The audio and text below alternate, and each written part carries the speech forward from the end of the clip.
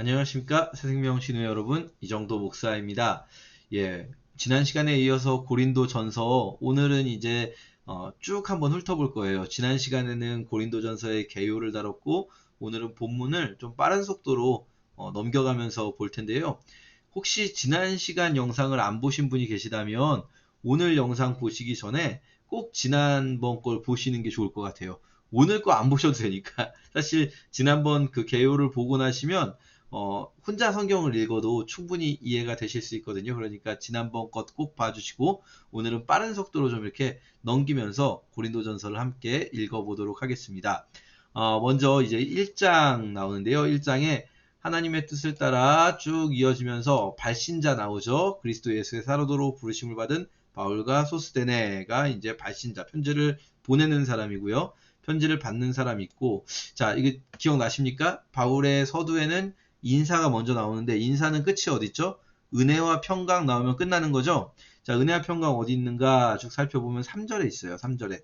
그러면 여기서 저희가 알 수 있는 게, 자, 첫인사가 약간 길어졌어요. 그쵸? 자, 보시면 발신자 부분은 길어진 거 없어요. 그쵸? 발신자 부분은 일반적인 표현입니다. 그리고 맨 뒤에 하나님 우리 아버지와 예수 그리스도로부터 은혜와 평강이 있기를 원한다. 이것도 일반적인 표현이죠. 자, 늘어난 부분은 어딥니까? 수신자 부분이 늘어났어요. 느껴지십니까, 여러분? 수신자가 다른 편지랑 비교해 보시면 수신자가 확 길어진 걸 느낄 수 있어요. 뭐 예를 들어서 갈라디아서 같은 경우는 발신자가 길어지거든요. 근데 여기서 이제 수신자가 길어졌는데 어떻게 길어졌는지 볼게요. 고린도에 있는 하나님의 교회, 보통은요, 형제 소스테네는 고린도에 있는 하나님의 교회에 편지하노니 하나님 우리 아버지와 우리 주 예수 그리스도로부터 은혜와 평강이 있기를 원하노라, 이렇게 가거든요. 근데 지금 여기 하나님의 교회 한 다음에 곧 이 관계대명사가 붙어 있어요. 이게 지금 하나님의 교회를 선행사로 삼아서 관계대명사 붙여서 하나님의 교회가 어떤 곳인가를 설명해 주는 거예요. 그리스도 예수 안에서 거룩하여지고 성도라 부르심을 받은 자들과 또 각처에서 우리 주 곧 그들과 우리의 주 대신 예수 그리스도의 이름을 부르는 모든 자들이에요. 자, 보세요. 교회가 어떤 곳인지 설명을 하고 있죠. 교회 어떤 곳입니까? 예수 안에서 거룩하여지고 성도, 거룩한 무리들이라고 부르심을 받은 자들. 자, 여기서 여러분 기억하셔야 되는 단어 거룩함이에요. 거룩함. 교회 어떤 곳입니까? 거룩해야 하는 곳이에요. 근데요, 이게 교회는 실제로 거룩해야 하지만, 그러나 현실에 있는 이 교회의 실존적인 상태는 거룩하지 않거든요. 사실 않죠. 그런데 특별히 고린도 교회 같은 경우는 거룩하지 않은 것이 좀 심한 교회예요. 그러다 보니까 바울이 지금 첫인사에서부터 교회가 무엇인가, 이 고린도전서의 전체 주제가 뭐겠습니까? 교회예요, 교회. 거룩해야 한다. 너희가 거룩하지 못한데 지금 그것들 하나하나 바울이 지적하면서 교회가 거룩해야 한다는 것을 이야기하는 거거든요. 그러니까 지금 첫인사부터 약간 뭐랄까요, 힌트가 담겨 있는 거죠. 이제 편지 무슨 이야기 할지. 자, 그리고 첫인사 한 다음에 바로 들어가지 않죠. 첫인사 다음에 뭐 있다고 했습니까? 영광송 혹은 찬양, 기도, 감사, 이런 내용들이 들어간다고 했었죠. 자, 1장 4절 보시면 너희를 인하여 항상 하나님께 감사한다, 이 표현은 많은 편지들에 들어가 있어요. 그러면서 이제 왜 감사하는지 그 내용이 이제 조금 편지마다 다른데, 5절 6절 보시면요, 모든 언변과 모든 지식에 풍족하다, 이렇게 나와요. 자, 여러분, 모든 언변과 모든 지식, 지난주에 개요를 들으신 분은 여기서 이 언변, 지식 많은 사람 누구 떠오르지 않습니까? 성경에 능통하고 언변이 탁월했던 사람, 아볼로, 그쵸? 아볼로가 고린도 교회에서 가르쳤단 말이에요. 아볼로가 고린도 교회에서 가르치면서 고린도 교인들이 언변과 지식에 풍족하게 양육을 받았어요, 말하자면. 근데 이게 지금 이제 여기서 좀 이렇게 이야기를 하고 짚고 넘어가지만 뒤에 가서 이제 문제를 일으키는 부분이 되거든요. 일단은 바울이 어쨌든 지금 그것도 감사하다, 그게 나쁘게 쓰인 게 문제지 이 자체는 나쁜 게 아니잖아요. 그리고 이제 은사에 부족함이 없다. 이렇게 잘 교육받아서 은사에 부족함이 없다. 뒤에 가서 이거 다 문제거리들입니다. 문제거리들. 자, 살펴볼 거예요. 쭉 아래 내려가면요, 이제 10절부터 본론 쓱 들어가는데, 본론 들어갈 때 뭐라고 하냐면요, 너희 가운데 분쟁이 없이 같은 마음과 같은 뜻으로 온전히 합하라. 자, 어, 누군가한테 야 너희들 싸우지 마라고 말할 때는 거꾸로 그 사람도 어떠고 있는 겁니까? 싸우고 있는 거죠. 그쵸? 싸우고 있으니까 싸우지 말라는 이야기 하는 거거든요. 보세요. 11절 이제 본론 훅 들어갑니다. 내 형제들아 근로의 지편으로 너희에 대한 말이 들리는데 너희 가운데 분쟁이 있다. 이거 지난 시간에 했죠? 분쟁 어떤 분쟁입니까? 바울파, 아볼로파, 게바파, 그리스도파 이 네 가지라고 표현되어 있지만 실제로 중요한 거는 3장에서 보면 바울파와 아볼로파로 교회가 나눠져 있는 겁니다. 자, 바울이 여기에 대해서 이제 어떻게 얘기하는지 잘 보세요. 니네 일단은 바울이 바울파를 지지하지 않는다는 것, 바울이 너희를 위하여 십자가에 못 박혔냐, 바울의 이름으로 세례를 받았냐, 그리스도께서 어떻게 나눠질 수가 있느냐, 바울이든 아볼로든 그게 중요한 게 아니죠. 그쵸? 자, 그러면서 이제 세례 문제, 이게 바울에게 세례를 받았기 때문에 바울파다 이런 건 절대 아니라는 거예요. 내가 직접 세례를 준 사람 몇 사람 되지도 않는다. 자, 그래 놓고 내가 세례를 베풀려고 한 것도 아니고 나는 복음 전하려고 한 거다. 그러면서 자, 여기서부터 보세요. 내가 복음을 전하는 게 핵심이었는데 복음을 전할 때 말의 지혜로 하지 않았다. 십자가의 도는 어떻게 보면 미련해 보일 수도 있다. 그러나 구원받는 자들에겐 하나님의 능력이다. 그러면서 계속 보세요. 지혜 있는 자들의 지혜를 멸한다. 총명한 자들의 총명을 패한다. 지혜 있는 자가 어디 있느냐? 하나님이 이 세상에 지혜를 미련하게 하신 것 아니냐? 지혜에 있어서는 자, 계속 지혜가 나오죠. 보세요. 지금 우리 무슨 얘기하고 있었냐면 파벌 이야기하고 있었어요. 파벌 문제. 근데 파벌 문제 하다가 갑자기 지혜 논쟁 문제로, 지혜 문제로 넘어오거든요. 쓱 주제 바뀌는 거 보이십니까? 파벌 문제에서 지혜 문제로. 근데 이게 아직 사실은 파벌 문제 이야기하는 맥락 속에 있는 거거든요. 갑자기 왜 지혜 문제가 이야기가 나올까요? 이걸 보고 이 부분을 이제 1장 20절 이런 데를 보면서 아, 세상 지혜는 다 나쁜 거다. 다 필요 없는 거다. 이렇게 하시면 안 돼요, 여러분. 우리도 세상 지혜로 뭐 우리가 뭐 컴퓨터도 배우고 뭐 인터넷도 배우고 여러분 지금 여러분들은 연구를 하시면서 세상을 이롭게 하고 있잖아요. 우리 이웃들을 이롭게 하고 있고 이게 나쁘다는 게 아니에요. 지금 여기서 세상의 지혜가 나쁘다라고 말하려고 하는 게 아니에요, 바울이. 바울의 의도를 아셔야 되는데 지난 시간에 제가 잠깐 말씀드렸는데 바울은 바울파, 아볼로파가 결코 진짜로 바울을 좋아해서 혹은 아볼로를 존경해서 바울의 가르침을 따르고자 하는 사람들로 나눠진 게 아니라는 걸 알고 있어요. 이 바울파와 아볼로파는요, 실제로 바울과 아볼로 때문에 나눠진 게 아니에요. 그들은 자기가 지혜 있다라고 말하고 싶어서 바울과 아볼로를 이용하고 있는 중인 거예요. 이게 지금 고린도라는 지역의 특징입니다. 고린도가 어느 지역에 속해 있냐면요. 코린트란 도시가 기억나십니까? 지도에서 고린도는 어느 지역이죠? 아가야 지방. 아가야 지방의 대표적인 도시 고린도 말고 뭐 있을까요? 고린도 오기 전에 어디 있었죠, 바울이? 아테네. 자, 아테네 하면 여러분 뭐가 떠오르십니까? 철학, 그쵸? 아테네뿐이 아니에요. 아가야 지방 전체가 사실은 철학으로 유명해요. 자, 이 철학자들이요, 분파를 이루게 돼요. 학파죠, 학파. 철학자들마다 무슨 에피쿠로스 학파, 스토아 학파, 여러 가지 학파들이 있어요. 그 안에서도 굉장히 세세하게 갈리는 그리스판 제자백가가 있습니다.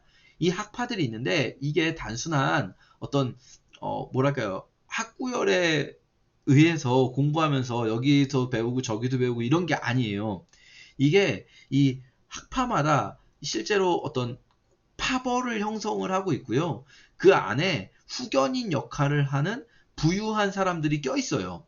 그래서 그 후견인을 중심으로 파벌이 모입니다. 또 대표적인 철학자들을 중심으로. 그러면서 이들이 서로 논쟁해요. 무슨 논쟁을 할까요? 누가 진짜 지혜를 가지고 있는가? 소피아, 이 헬라어로 소피아라고 하는데요. 소피아 논쟁이 있는 거예요. 철학자들 사이에. 그 소피아 논쟁이 있는 이 코린트를 배경으로 교회가 생겼어요. 그 고린도 지역에.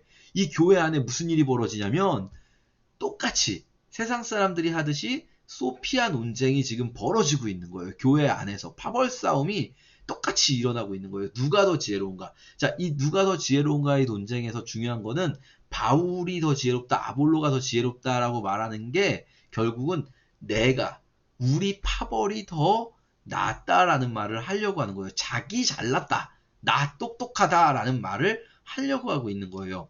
그러니까 바울이 지금 니네들 바울파든 아볼로파든 이 지혜 있다고 하는 것들 하나님 앞에서는 전혀 무의미하다라는 말을 하고 있는 거죠.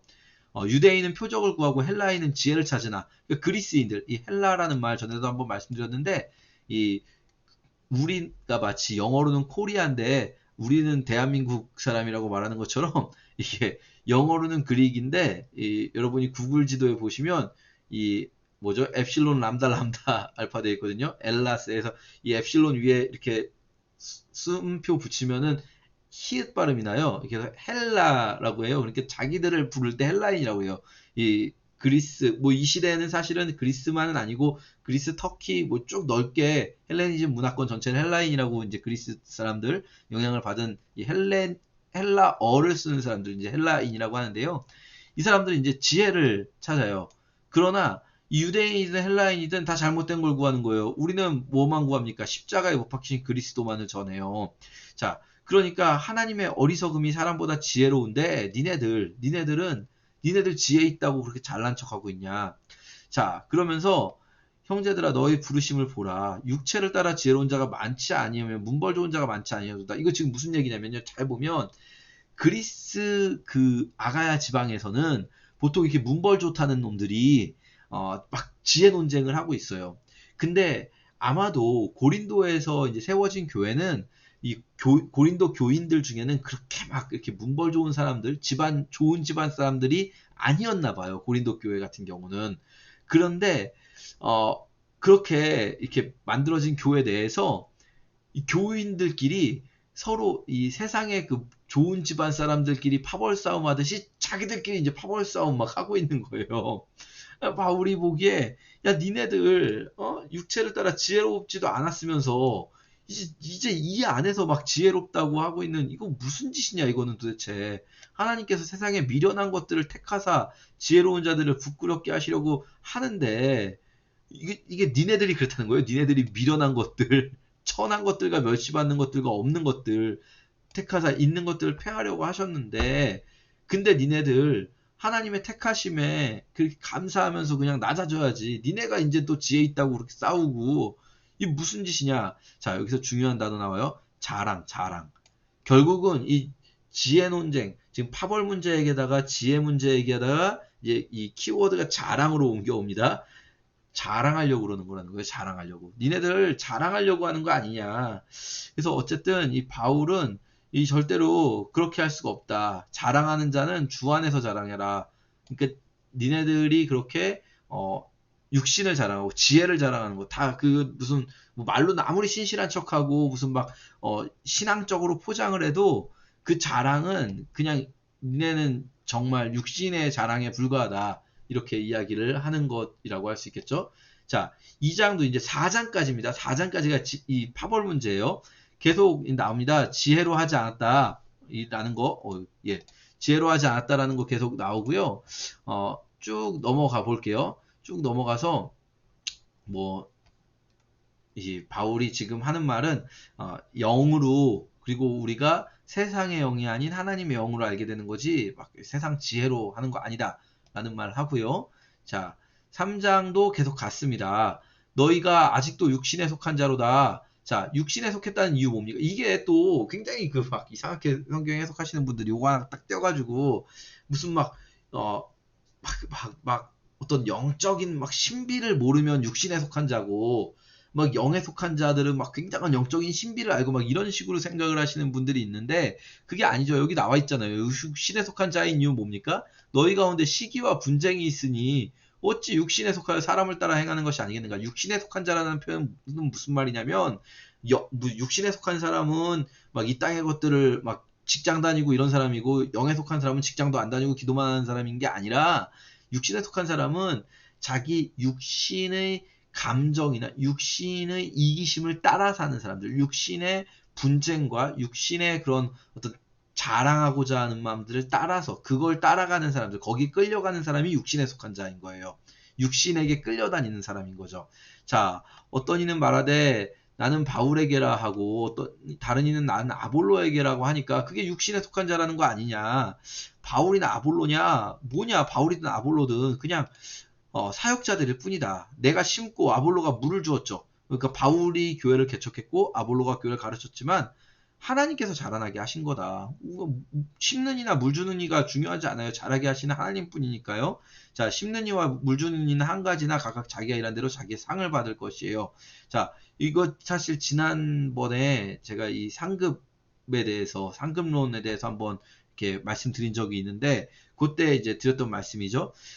심는 이와 물 주는 이가 받을 상급, 교회를 세우는 이가 받을 상급은 교회예요, 교회. 그 교회가 상급이에요.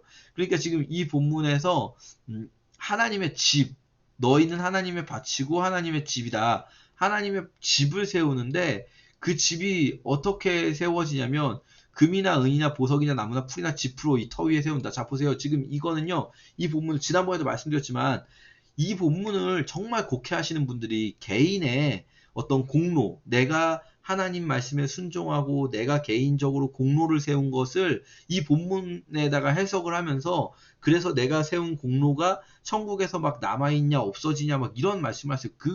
여러분 진짜 그거는 완전히 저희 프로테스탄트에서는 그렇게 주장을 하면 안 돼요, 사실은. 그거는 이 공로 사상은 가장 프로테스탄트가 경계하는 사상입니다. 공로주의는. 그러니까 우리가 우리의 공로를 내세우는 순간 우리 공로라고 할 것이 없어요.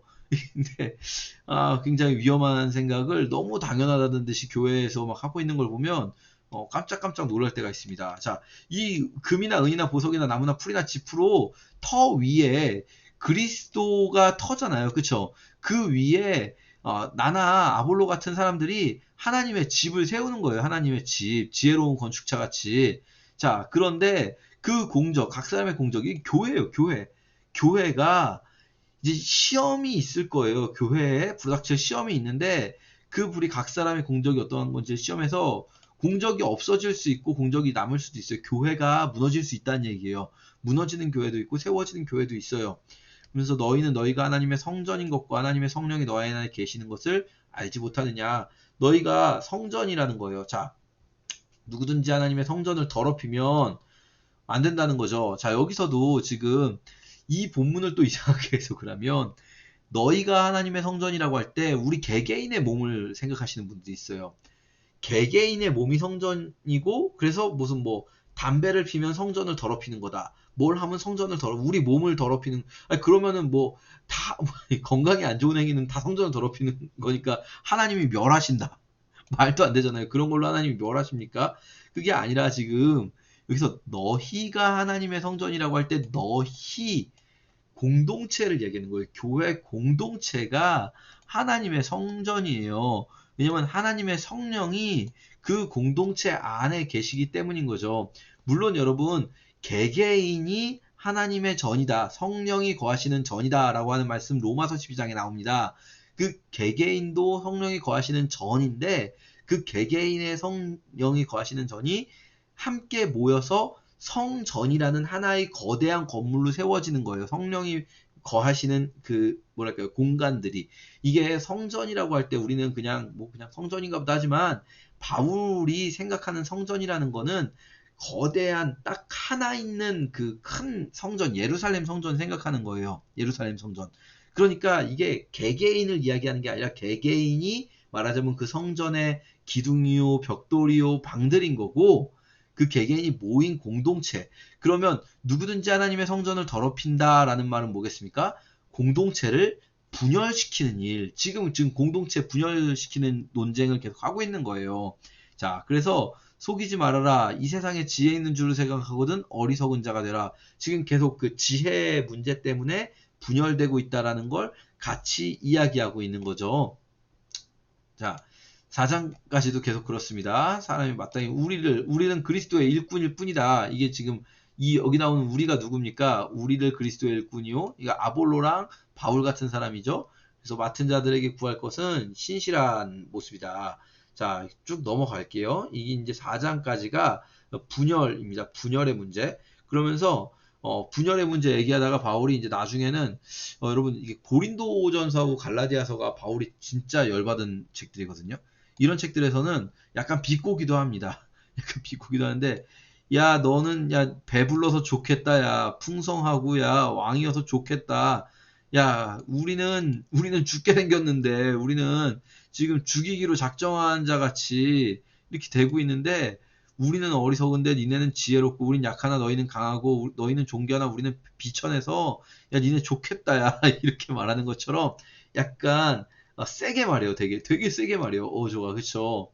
근데 또 그러면서 이렇게 말해요. 내가 너희를 부끄럽게 하려고 이것을 쓰는 것이 아니라 오직 너희를 내 사랑하는 자녀같이 권하려는 것이라. 솔직히 말하면 부끄럽게 하는 게 맞는 것 같지 않나요, 여러분?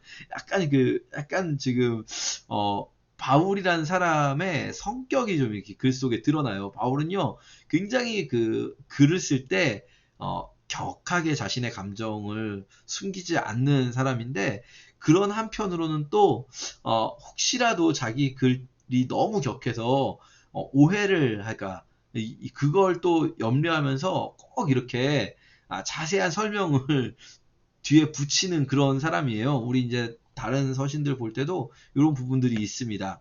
자, 그래서 내가 니네 진짜 부끄럽게 하려고 하는 게 아니라 진짜 사랑하기 때문에 이런 말 하는 거야. 내 맘 알지? 이런 겁니다. 자, 나는 그리스도 안에서 1만 스승이 있지만 아비는 많지 않은데 나는 너희를 낳았잖아. 내가 너희 이 고린도 교회를 세운 사람이잖아요. 고린도 교회 전도한 사람이잖아요. 그러니까 내가 정말 너희를 부끄럽게 하려고 하는 게 아니라 아버지의 마음이 아버지의 마음, 내 마음 좀 알아주겠니? 라는 거예요. 그러면서 디모데를 보냈다. 그래서 디모데가 생각나게 하리라. 그러면서 어떤 이들은 내가 너희에게 가지 않을 것처럼 스스로 교만하였으나 내가 고린도 교회 안 갈 것처럼, 지금 바울 에베소에 있고 디모데 보냈죠? 디모데는 고린도 교회 갔고요. 바울이 안 갈 것처럼 막 교만하여졌지만 내가 진짜 반드시 갈 거다. 내가 고린도 교회 반드시 갈 거고 하나님 나라는 능력에 있는데 그 교만한 자들의 능력을 보겠다. 야, 너희들 어떻게 할래? 내가 매를 가지고 갈까? 사랑으로 갈까? 정신 차려. 안 그럼 내가 가가지고 혼내줄 거야. 라고 말하는 거죠. 그리고 이거를 가지고 이제 디모데가 갔잖아요. 우리가 이제 고린도 후서를 보면 정말 안타까운 것은 뭐냐면 디모데가 갔다가 고린도 교회 교인들이 이 편지를 받아보고 고린도 전서를 받아보고 회개했을까요? 그렇지 않아요. 그게 정말 안타까운 일입니다. 디모데가 갔을 때도 회개하지 않았고 바울이 고린도 교회 갔을 때 고린도 교인들이 이제 바울이 직접 오니까 회개를 하지 않고요. 거기서 오히려 바울이 수치스럽게 수치감을 느낄 정도로 뭐랄까요, 이렇게 부딪혀요, 고린도 교회와. 그리고 도로 나오게 돼요. 고린도 후서는 이제 그런 배경 속에서 디도가 출동해서 디도로 인해서 고린도 교회와 바울 사이가 이렇게 중재가 되고 고린도인들이 좀 회개하고 정신 차리고 잘못한 이들 좀 이렇게 출교하기도 하고 이런 상황에서 쓰여진 편지가 고린도 후서가 되거든요. 일단 고린도 전서의 이 권면은 안 통했다. 안 통했다. 안타까운 일이지만 안 통했다. 이렇게 우리가 생각해 볼 수가 있겠고요. 자, 5장 넘어갑니다. 제가 빨리빨리 하려고 하는데도 시간이 부족하네요. 5장부터는 좀 더 빨리 하겠습니다. 자, 두 번째 문제는요, 심지어 음행이 있다라는 건데요. 이 음행이 어떤 음행인가? 자, 여기 이제 들었다, 들으니 이렇게 표현되어 있는데요. 이거는 바울이 이제 3인칭 수동태로 써가지고 약간 여러 사람에게 들었다는 거예요. 몇몇 사람들에게 이렇게 소식이 들렸다는 거죠. 아까 이 1장에서 4장까지는 글로에의 집사람이 알려준 거고, 이거는 한두 사람이 아니라 여러 사람이 얘기했어요, 바울에게. 어떤 음행이 있냐면요, 이방인 중에도 없는 일인데 아버지의 아내를 취하였다. 자, 아버지의 아내를 취하였다. 엄마잖아요. 여러분, 아버지의 아내를 취하였다? 근데 좀 더 볼게요. 그리하고도 너희가 오히려 교만하여져서 어찌하여 통한이 여기지 아니하고 그 일 행한 자를 너희 중에서 쫓아내지 않았다. 자, 보세요. 이런 아버지의 아내를 취하는 파렴치한 일이 벌어졌는데 고린도 교회가 그거를 쫓아내지 않고 그 사람을 오히려 교만하여졌다. 이거 어떤 상황일까요? 자, 보세요. 아까 제가 잠깐 말씀드렸는데 고린도라는 지방, 아가야 지방은 파벌이 일반적인 곳이라고 했었어요.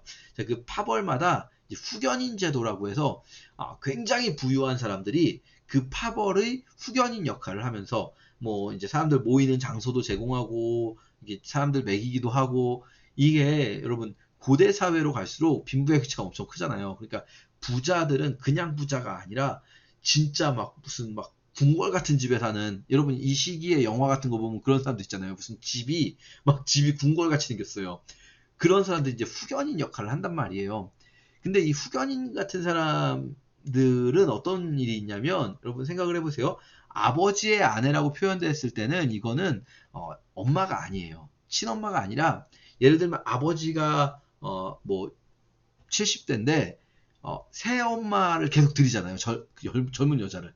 근데 아버지가 70대고 아들은 뭐 예를 들어서 뭐 40대나 50대인데 아버지가 새로 들인 그 엄마가 뭐 20대, 30대예요. 그리고 아버지 돌아가셔요.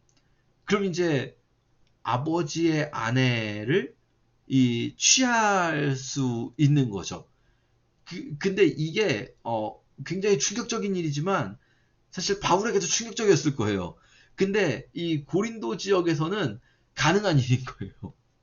이게 사실은 이 로마 그리스 쪽은 성적으로 굉장히 뭐 나쁘게 표현하면 문란하고 좋게 표현하면 개방적인 건데요. 굉장히 그런 일들이 있습니다. 막 우리가 이제 로마 황제들의 이야기를 읽어봐도 막 무슨 막 집에 이렇게 손님 왔는데 아내를 막 선물로 주고 막 이런 일이 있기도 하고요. 막 아주 이상합니다. 이렇게 지금 아버지의 아내를 취한 사람이 있는 거예요. 아버지 아내를 취하였다. 이것도 지금 동사가 같이 계속 지속적으로 지금 살고 있는 상태를 말해요. 근데 이 사람이 그 교회의 후견인, 부유한 사람이란 말이에요. 뭐 일파의 수장 정도 되는 사람이겠죠. 교회에서 이 사람의 이런 문제를 징계하지 않는 거예요. 쫓아내지 않고 쉬쉬하면서 오히려 막 우리 파벌에 이렇게 부유한 권력자가 있고 이게 막 자랑처럼 생각하고 이런 일들이 벌어지고 있는 거예요. 여러분 특히 이 교만이 어쩌면 그런 교만일 수도 있어요. 해석하기에 따라서는 우리는 그런 문제를 용서했다 뭐 이런 식으로. 여러분 용서는요 회개하는 자에게 용서가 가능한 겁니다. 회개하지 않는 자에게 용서한다는 거는 이거 어불성설이 용서를 구해야 용서를 할 수가 있죠. 이게 교회가 징계의 기능, 권징의 기능이 사라진 교회는 교회라고 할 수가 없어요, 사실. 교회가 살아있다는 그 표징 중에 하나가 이 권징이 살아 있어야 되는 거거든요. 자, 어쨌든 그래서 바울이 이제 말하는 겁니다. 나는 이미 판단했다. 내가 영으로 함께 있어서 이미 판단했다. 그러면서 이렇게 표현합니다. 너희 자랑하는 것이 옳지 않도다. 너희가 막 이렇게 뭐 용서를 했다고 자랑하는 거든 아니면 부유한 사람이 있다고 자랑하는 거든 야 니네 그런 거 하나하나 그거 그냥 넘어가기 시작하면 저거 누르기 온덩어리에 퍼진다. 결국은 이 악함이 퍼져나가기 시작할 거다. 너희 공동체에. 근데 너희가 누룩 없는 자인데 누룩 없는 자 뭐 있습니까? 무교병. 이 무교병이라는 것 누룩이 없다. 바리새인의 누룩을 피하라. 예수님 말씀하신 것들을 바울이 지금 이렇게 간접 인용하고 있는 거죠. 너희는 묵은 누룩을 내버려라. 우리의 유월절 양 그리스도께서 희생되셨다. 자, 유월절 양하고 누룩 없는 자 무슨 연결되겠습니까? 유월절에 무교병을 만들잖아요. 그쵸? 유월절 양을 잡는 그날 이 누룩이 없는 떡 무교병을 만들어 먹습니다. 자, 그래서 우리가 명절을 지키되 유월절 무교절이죠. 묵은 누룩으로 말고 악에 찬 누룩으로도 말고 누룩이 없이 해야 된다. 이게 무슨 말입니까? 지금 바울이 좀 이걸 이제 우리는 그 구약적 배경이 좀 약하기 때문에 우리 잘 이렇게 확 와닿지 않을 수 있는데 지금 바울이 이 교회 안에 있는 이 악들을 제대로 처리해야 된다는 거예요. 작다고 넘어가도 안 되고 절대 교회는 거룩한 공동체가 되어야 되기 때문에 이 적은 누룩이 온덩이에 퍼지기 전에 잘라내야 된다는 거죠.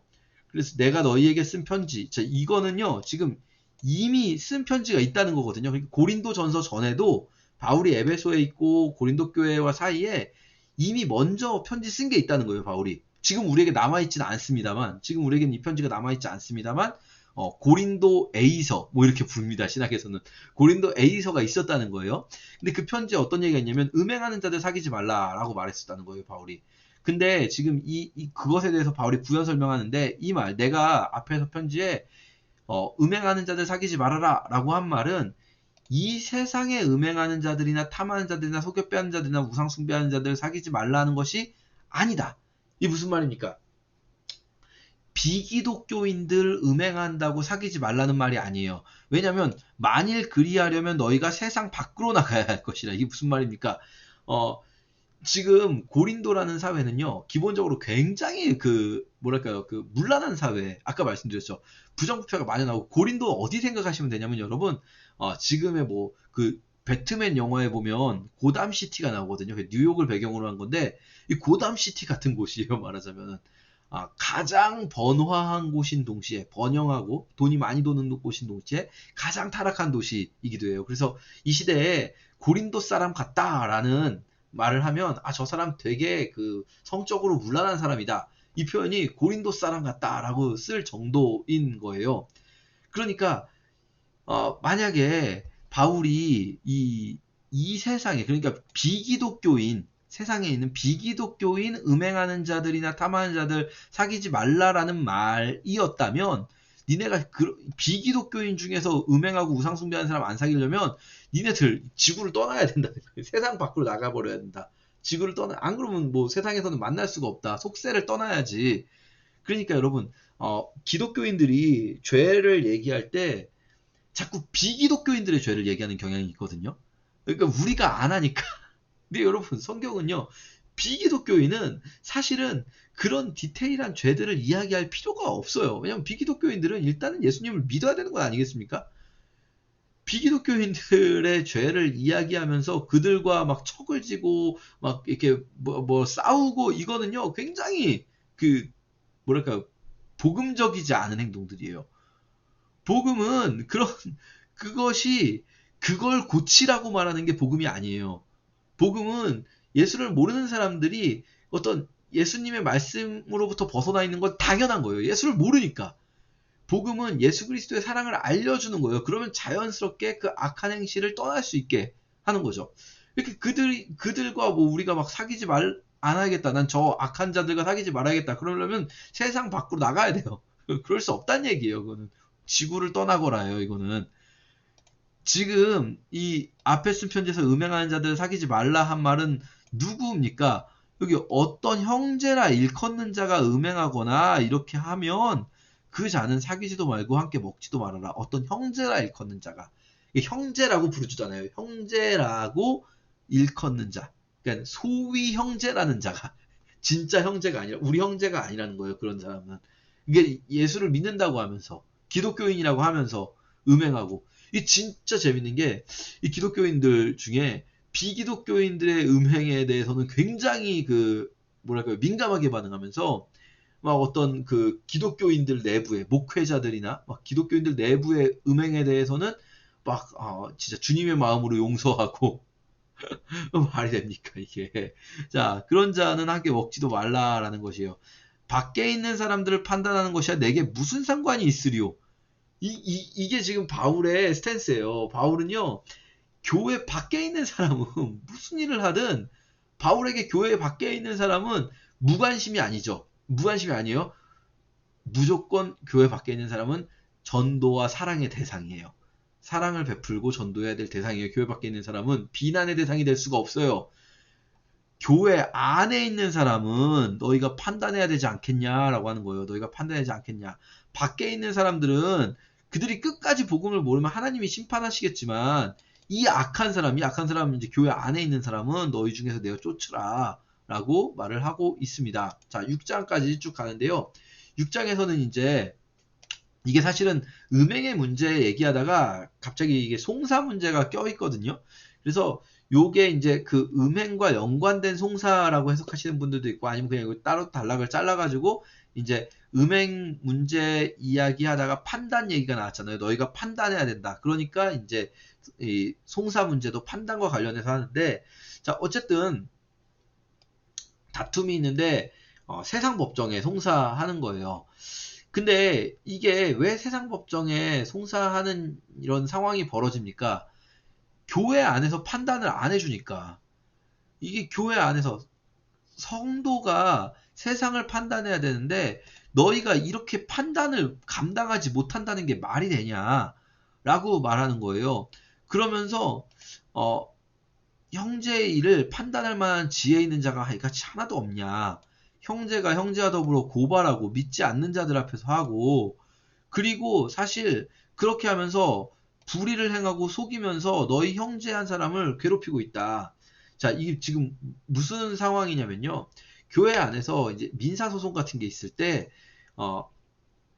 교회 안에서 제대로 징계를 내려주고 아까 말씀드린 이 교회의 권징의 기능이 살아있다면 이게 교회 안에서 충분히 해결이 될 수도 있어요. 근데 교회는 어떻게 합니까? 보통 이런 일이 있을 때, 성도 간에 문제 있을 때, 교회는 나 몰라라.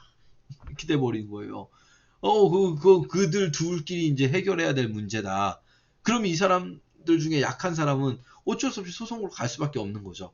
그래서 이 결국은 이 너희 형제가 당하고 있다. 결국은 약한 자가 당하게 되는 그런 상황이 온다. 이거는 문제다. 굉장히 많은 분들이 오해하시는 게 기독교 교인은 판단하면 안 된다. 다른 사람 판단하면 안 된다고 말하고 지금 바울이 뭐라고 말하고 있습니까? 니네들 그것도 판단을 못 하겠냐? 그 지극히 작은 일 하나도 판단을 못 하냐? 이게 예수님께서 말씀하실 때 그 뭡니까? 형제의 눈에 티는 보고 자기 눈에 들보는 못 본다. 뭐 이런 말씀하시면서 그 말씀을 오해하시면 안 돼요. 그러니까 내 눈에 들보가 있으니까 형제의 눈에 티를 지적하지 말라는 말이 아니에요. 예수님의 말씀. 예수님 말씀 잘 읽어보시면 먼저 네 눈에 있는 들보를 없애라. 그러고 네가 네 형제의 티를 없애줄 수 있지 않겠냐 이렇게 말씀하세요. 무슨 말입니까? 이게 나도 어차피 죄인이니까 그냥 나도 죄인 너도 죄인이니까 우리 서로 그냥 판단하면 안 된다. 하나님이 알아서 징계하시든지 말든지 우리끼리는 말자. 이러면 교회의 거룩성은 유지될 수가 없어요. 교회는 판단을 할 수 있어야 되고 권징을 할 수 있어야 돼요. 그리고 우리가 더 특히 이 교회에서 이 권징의 기능을 유지하기 위해서 해야 될 일이 우리 스스로를 먼저 돌아보는 일이 필요하다는 말씀이신 거예요. 예수님 말씀은. 우리 스스로를 먼저 돌아보고 제 눈에 들보를 먼저 빼고 그래야 형제의 티를 제거해 줄 수가 있다. 그리고 내 문제를 더 크게 보라는 거죠. 내가 들보가 있다는 것. 형제의 문제보다 내 문제가 더 크다는 것을 생각하고 항상 조심히 하라는 거지 아예 판단을 원천적으로 하지 말라는 얘기가 결코 아닌데 지금 우리 중에는 기독교인은 판단하면 안 된다라는 착각을 하시는 분들이 너무 많아요. 그래가지고 이 교회의 거룩성이 막 무너져가고 교회 안에 악한 노력이 퍼져가는데 그거를 그냥 두고 보고 있어야 된다는 식으로 말씀하시는 경우가 너무 많습니다. 그러면 안 됩니다. 자, 다시 이제 이 음행으로 넘어오는데요.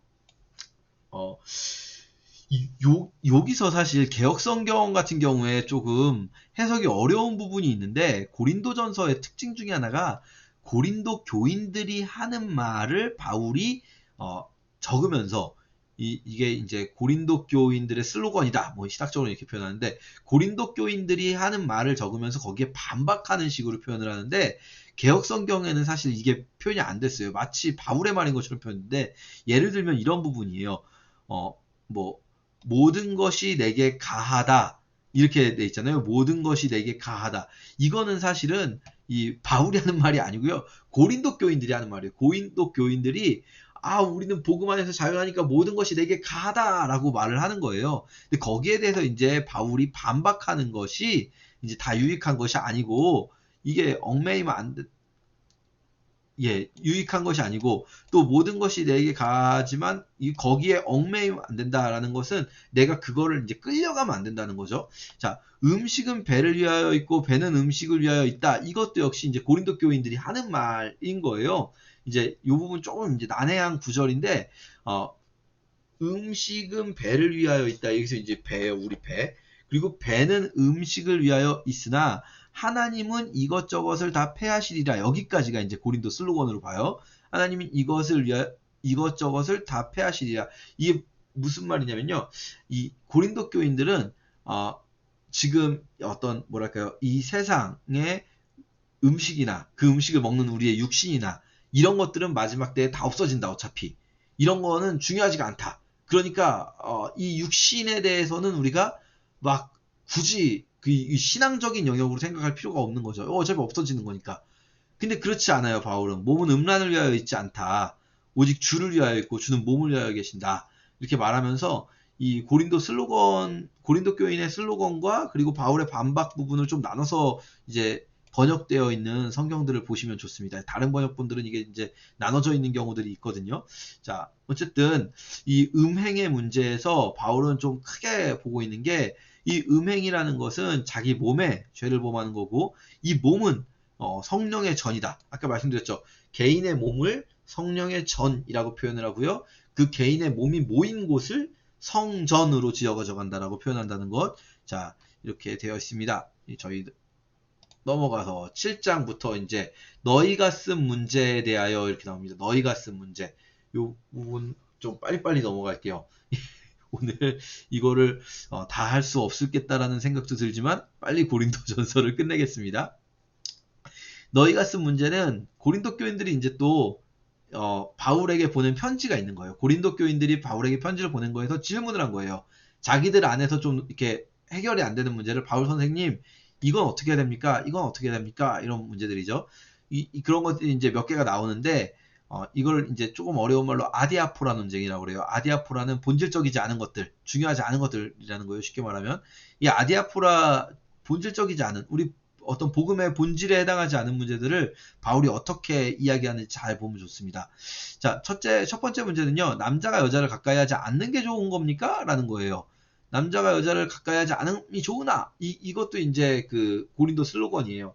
근데 어쨌든 왜 이런 질문을 하는가 생각해 보면 바울이 이제 아내와 함께 있지 않기 때문에 바울은 아마도 이제 결혼을 했다가 뭐 사별을 했든 어떻게 됐든 지금 현재는 아내와 함께 있지 않은 것 같아요. 자, 남자가 여자를 가까이 하지 않는 것이 좋다라고 이제 생각하지만 그러나 결혼을 하는 것도 좋고 근데 지금 이 표현 되게 재밌어요. 남편은 아내에 대한 의무를 다하고 아내도 남편에게 그렇게 해라. 아내가 자기 몸을 주장하지 못하고 남편이 한다. 이게 이제 보통 이제 이스라엘 사람들은 이렇게 생각해요. 남편이 아내의 주인이라는 거죠. 남편이 한다. 근데 거꾸로 이 바울은 남편도 자기 몸을 주장하지 못하고 아내가 주장한다. 이 상호적이라는 거예요. 서로 이게 그 뭐랄까 일방적으로 남편이 아내의 주인이 아니라 서로가 상대방의 주인이에요. 남편은 아내의 주인이고 아내는 남편의 주인이에요. 그렇게 지금 이야기를 하고 있죠. 그러면서 바울이 조심스럽게 이야기해요. 내가 이렇게 말하지만 명령하는 건 아니다. 나는 모든 사람이 나와 같기를 원하지만 그러나 각각 받은 은사가 있으니까 이거 뭐 알아서 해라 이거죠. 아까 말씀드렸듯이 본질적인 문제가 아니잖아요. 그래서 내 생각에는 그렇다 정도로 말하는 거예요. 내 생각에는 그렇다. 이거는 내 생각이다. 이 집 보시면 이는 주의 명령이 아니라 이렇게 말하잖아요. 그러니까 명하는 자는 내가 아니요 주시라라고 말한 거는 예수님께서 하신 말씀. 그리고 주의 명령이 아니라라는 부분은 자기 생각이라는 거예요. 자, 예수님께서 말씀하신 거 뭐 있습니까? 여자는 남편에게서 갈라서지 말고 남편도 아내를 버리지 말라. 이게 이제 예수님 말씀이에요. 예수님이 이제 그 바리새인들과 논쟁해서 모세는 이혼 증서를 써서 버리라고 했는데 어떻게 된 겁니까? 사두개인가요? 이 말할 때 예수님이 모세는 너희의 완악함을 인하여서 이혼 증서를 써서 버리라고 하였지만 이 실제로는 그렇지 않다. 아내를 버리면 가늠하게 하는 거다. 안 된다라고 말하잖아요. 그러니까 이제 버리지 말라 하는 거죠. 그런데 지금 바울은 뭐라고 말하냐면요. 어떤 여자에게 믿지 않는 남편이 있어서 아내와 함께 살기를 좋아하거든 남편을 버리지 말라. 그런데 혹 믿지 아니하는 자가 갈리거든 갈리게 하라. 이렇게 말하거든요.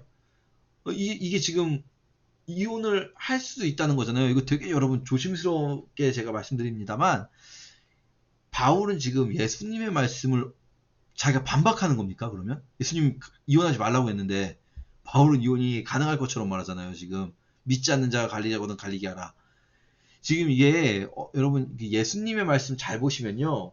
예수님의 말씀은 어떻게 나와 있냐면 사람이 이게 바리새인들이 이렇게 물어봐요. 사람이 어떤 경우에 아내를 버리는 것이 가하니까 아내를 버리는 것이 가하니까라고 물어봐요. 그러니까 예수님도 이렇게 대답해요. 아내를 버리지 말라. 무슨 말이냐면요. 이스라엘은요. 이게 중동하고 지금 그리스가 문화가 많이 다른데 이스라엘은 아내가 남편을 버리는 경우는 상상이 안 돼. 있을 수가 없어요. 무조건 남자가 여자를 버리는 거예요. 그리고 모세는 왜 이혼 증서를 써서 버리라고 했는가? 이거 저희 지난 학기에 했었어요. 율법 때 기억나시죠?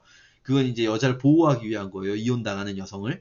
예수님은 원래는 이혼 증서를 써줘서라도 버리라는 건 최소한의 그 여성을 보호하기 위한 거지 아내를 버리지 말라. 가늠한 연고에는 아내를 버리지 말라라고 말씀하셨어요. 근데 이거는 아내가 일방적으로 버려지는 케이스 속에서 말하는 건데, 바울은 지금 누가 누구를 버리는 그런 문제가 아니라 이 믿지 않는 자가 갈리거든 할 때, 그러니까 우리 이제 못 살겠다 헤어지자 할 때, 그때는 구애될 것이 없다. 그래서 그런데 그것도 사실은 그렇다고 해서 막 이혼하라는 건 아니에요. 이거에 막 그러니까 막 이혼 마음대로 해라는 아니고, 사실은 앞에서 충분히 가급적이면 하지 않는 게 더 낫다라고 말을 해놓고, 그러나 이것 때문에 너무 막 스트레스 받으면서 그러지 말라. 이게 이제 여러분 조심스럽습니다. 절대로 이혼을 권하는 건 아닙니다. 제가 지금. 어쨌든 지금 성경은 그렇게 나와 있다는 거예요. 그리고 여기서 보면요. 재밌는 게, 남편이 아내를 버리지 말라고 하고요. 여자가 또 남편을 버리지 말라고 돼요. 이게 이제 그리스 쪽의 문화인 거예요. 여자가 남자를 버릴 수도 있고, 남자가 여자를 버릴 수도 있고, 여자가 더 지체 높은 가문일 수도 있고, 남자가 더 높은 가문일 수도 있고, 그렇거든요. 자, 어쨌든, 가급적이면 같이 사는 게 좋다 그래도 이렇게 나와 있습니다. 자, 근데 이제 바울이 이 결혼 문제를 이야기하면서, 결혼 문제는 바울이 보기엔 그 중요한 게 아닌 거예요. 사실 이거를 지금 다 읽어보면요, 쭉 읽어보면 여러분 무슨 말이냐면, 결국은 니네 알아서 해라 이거예요. 니네 알아. 내 생각은 이건데 니네가 좀 이렇게 알아서 좀 해라 이거예요. 왜냐면 본질적인 문제가 아니니까. 근데 바울이 그 이야기를 하면서 본질적인 문제로 넘어가요. 이게 우문현답이라고 하죠. 우문현답. 지금 결혼을 할 것이냐 말 것이냐 이런 문제도, 미혼 남성, 결혼을 한 사람이 이혼을 할 것이냐 말 것이냐, 아니면 결혼을 안 한 사람이 결혼을 할 것이냐 말 것이냐, 이런 문제도 하나님이 각 사람을 부르신 그대로 행하라 라고 하는 거예요. 하나님이 부르신 그대로. 바울 같은 경우는 본인은 본인대로 나의 부르심이 있는 거고, 니는 니네대로 부르심이 있는 거다. 자기의 부르심을 따라서 행해라. 이거 틀린 거 아니다. 다른 부르심이 있을 수 있다는 거예요. 할례자로서 부르심을 받은 자가 있느냐? 무할례자가 되지 말아라. 이게 무슨 말입니까?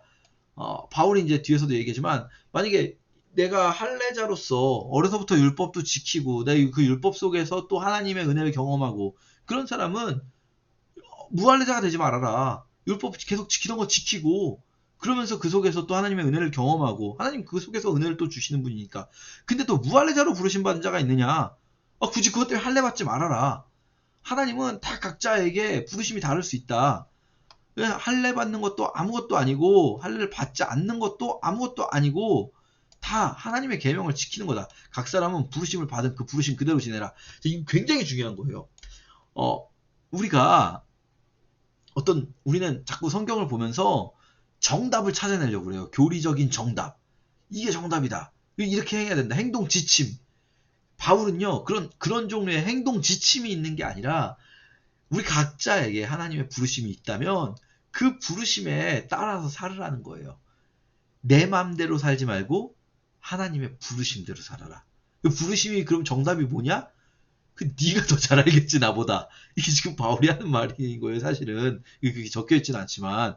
자, 그래서 종과 자유인의 문제도 있습니다. 종으로 있을 때 부르심 받았냐? 염려하지 말라. 뭡니까? 종으로 있을 때 부르심을 받았느냐? 염려하지 말라. 이거 부르심 그대로 지내라니까, 종으로 그대로 지내도 된다는 거예요. 종으로 그대로 지내도 된다. 그런데 또 그렇다고 해서 그럼 난 부르심 받았을 때 종이었으니까, 예수 처음 믿을 때 종이었으니까 나는 계속 종이어야 되나? 아니, 자유롭게 될 수 있거든. 또 그것도 쓰고, 그거 너무 막 그렇게 빡빡하게 생각하지 말고, 주 안에서 부르심 받은 자는 종이라도 자유인이고, 자유인이라도 그리스도의 종이다. 그러니까 지금 이 바울이 지금 하고 싶은 말은 뭐냐면요, 이 중요하지 않은 비본질적인 문제를 물어본 질문에 대해서 바울이 본질을 주는 것 하나는 뭐냐면, 부르심대로 사는 것, 부르심을 따라가는 것이 우리가 가야 될 길이다. 뭐 결혼을 해요 말아요, 정답은 뭡니까? 이거 아니라는 거예요. 각자 부르심이 있다. 자, 그래서 쭉 이렇게 아내에 대하여 네가 아내에게 매였냐 노이기를 구하지 말고, 아내에게서 노였냐 아내를 구하지 말라. 그러나 장가가도 죄지는 건 아니고 처녀가 시집가도 죄지는 건 아니다. 그러니까 지금 쭉 보면요, 바울은 기본적으로 본인의 생각은, 나는 너희를 아끼는 마음으로, 본인의 생각은 결혼 안 했으면 좋겠다예요. 본인의 생각은. 근데 왜 그러냐면 이제 임박한 고난이 있어요. 임박한 환난. 임박한 환란으로 말미암아서 앞으로 좀 고난을 겪을 것 같으니까 그러니까 니네들 결혼을 안 했는 게 더 나을 것 같다 내 생각에는. 근데 그래도 하고 싶은 사람은 해라. 장가가도 죄 짓는 건 아니고 그냥 하고 싶은 사람 해라. 그래서 이게 결국은 이 결혼 문제에 대해서 바울의 대답은 쉽게 말하면 딱 이거예요. 내 생각에는 사실 안 해도 좋을 것 같은데 뭐 하고 싶으면 하고 그것도 특별히 잘못한 건 아니야. 근데 중요한 거는 니네 결혼하고 안 하고 이게 아니야. 또 이혼하고 안 하고가 아니야. 부르심에 따라 살아. 이게 이제 바울의 문제인 거죠. 뭐 쭉 길게 이야기했지만 여러분 읽어보시면 아마 내용은 이해가 되실 거예요. 자, 그리고 두 번째, 이제 너희가 쓴 문제 중에 두 번째 우상의 제물 있습니다. 우상의 제물. 이것도 굉장히 어려운데요. 제가 보니까 이번 주에 다 하기는 틀렸다. 고린도전서를 원래 2편에 끝내려고 했는데 다음 주에 3편까지 가는 것으로 그렇게 하겠습니다.